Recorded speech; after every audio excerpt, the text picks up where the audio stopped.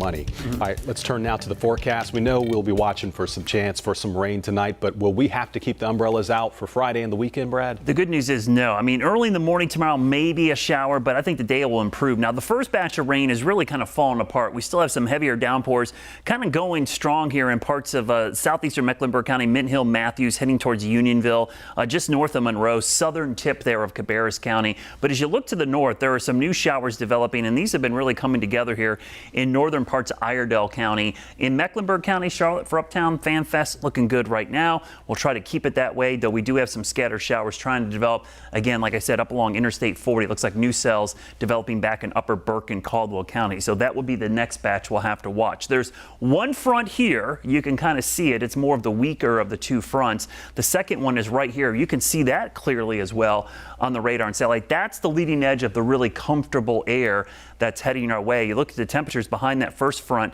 still in the 80s. The second one, they're in the 70s, 60s, and yeah, those are some 50s up in eastern Canada. Tonight, the full moon, the full sturgeon moon. It's the full moon in the month of August, named that way because this is the time of year it was easy to catch sturgeon on the Great Lakes. It's technically 100% full at 9:35 tonight. Moon rises until 8:33, doesn't set till tomorrow morning. So you might see some breaks in the clouds, get a chance to see it. It'll probably poke through pretty brightly because it will be one of our rare apogee moons, which is really close to the Earth. Now you could see out there, or the supermoon I should say, it's closest to the Earth. You could see out there we do have improvement in the drought conditions in the Western Carolinas, only about 2% improvement in North Carolina, about 3% worse in South Carolina. But all in all, that's kind of a wash, honestly, for everybody. So hour by hour as we go into tomorrow, the morning hours, you might need that umbrella for an hour or two, but by lunchtime, I think we're going to see great weather. Look at the winds in particular out of the northeast.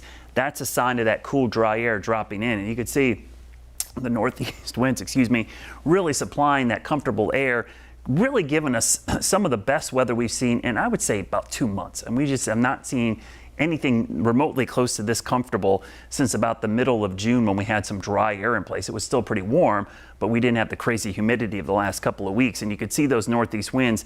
This is with full sunshine, by the way, on Saturday. We're likely going to see temperatures only in the low to mid 80s. And those dew points, that's everything. I always preach about how great the dew points are for your comfort level. We've been solidly in the 70s or higher for about the last 2 months. Anything in the 60s is still somewhat humid.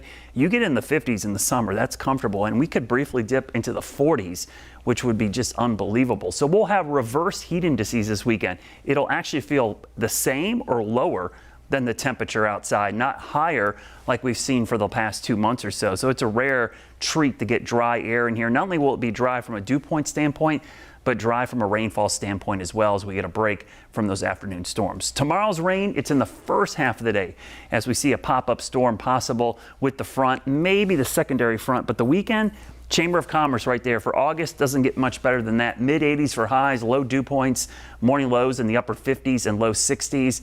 It will feel great to be up early in the morning or late evenings. Next week even looks great as temperatures remain in the 80s. Let's give you a 10-day forecast. We will see temperatures return to the upper 80s by next weekend, but that's a nice stretch of below average temperatures. We'll be right back.